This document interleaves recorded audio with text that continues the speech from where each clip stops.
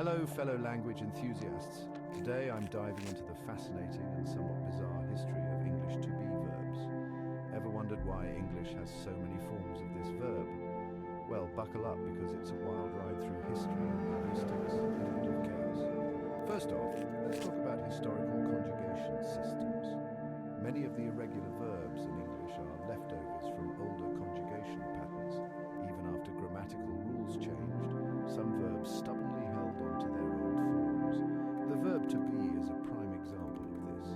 Now imagine English before the 1500s. The verb to be was still evolving, influenced heavily by various dialects. It wasn't until the printing press came along that things started to standardize. But even then, dialect variations were common, and forms like art were still in use until the mid-1600s.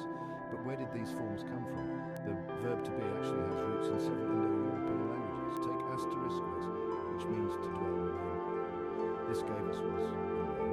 Then there's asterisk verb, meaning to become, which led to be, being, and being. And lastly, asterisk is, meaning to exist, which evolved in term and is. Quite the Frankenstein of a verb, isn't it? English has also been influenced by multiple languages over the centuries, Anglo-Saxons, Vikings, Normans. They all brought their own words and grammar rules. This mix really added to the complexity and variety of forms we see today. Unlike many other Indo-European languages, English has simplified its verb conjugations, but the to-be verb remains exceptionally irregular. In the present tense alone, we use am, is, and are. For the past tense, we have was and were. It's a lot for one little verb. Comparing this to other languages, you see even more variation. Take Swedish, for example. In the present tense, they use her for all forms, jag are, du are, han are. You get the picture. In the past tense, it's simply var. So why is English so complicated? By the time of Middle English, the verb to be was still in flux.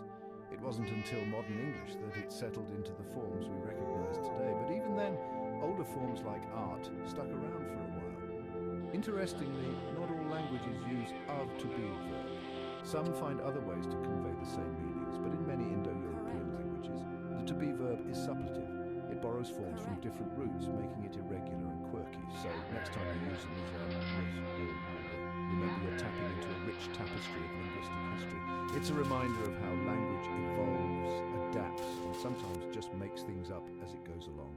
Thanks for watching and stay curious.